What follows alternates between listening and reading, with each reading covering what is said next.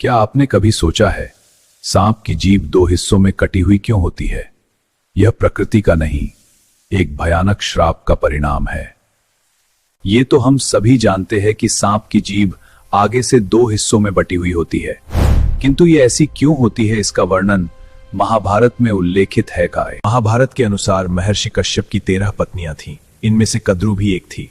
सभी नाग कद्रु की संतान थी। महर्षि कश्यप की एक अन्य पत्नी का नाम विनता था। पक्षीराज गरुड़ विनता के ही पुत्र थे। एक बार कद्रु और विनता ने एक सफेद घोड़ा देखा। उसे देखकर कद्रु ने कहा कि इस घोड़े की पूंछ काली है और विनता ने कहा कि घोड़े की पूंछ सफेद है। इस बात पर दोनों में शर्त लगी। तब कद्रु ने अपने नाग पुत्रों से कहा कि वे अपना आकार छोटा कर घोड़े की पूंछ से लिपट जाएं, जिससे उसकी पूंछ काली नजर आए और वह शर्त जीत जाए। कुछ सर्पों ने ऐसा करने से मना कर दिया।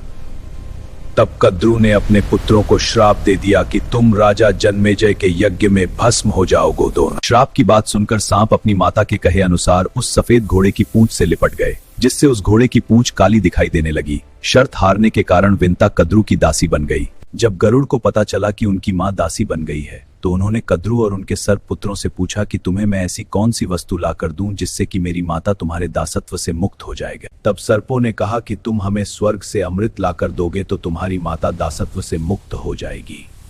अपने पराक्रम से गरुड़ स्वर्ग से अमृत कलश ले आए और उसे कुशा यानी एक प्रकार की धारदार घास पर रख दिया। अमृत पीने से पहले जब सर्प स्नान करने गए, तभी देवराज इंद्र अमृत कलश लेकर पुनः स्वर्ग लौट गए। यह देखकर सांपों ने उस घास को चाटना शुरू कर दिया जिस पर अमृत कलश रखा था, लेकिन घास नोकीली होने के कारण सभी सर्पों के जीभ के 2 टुकड़े हो गए।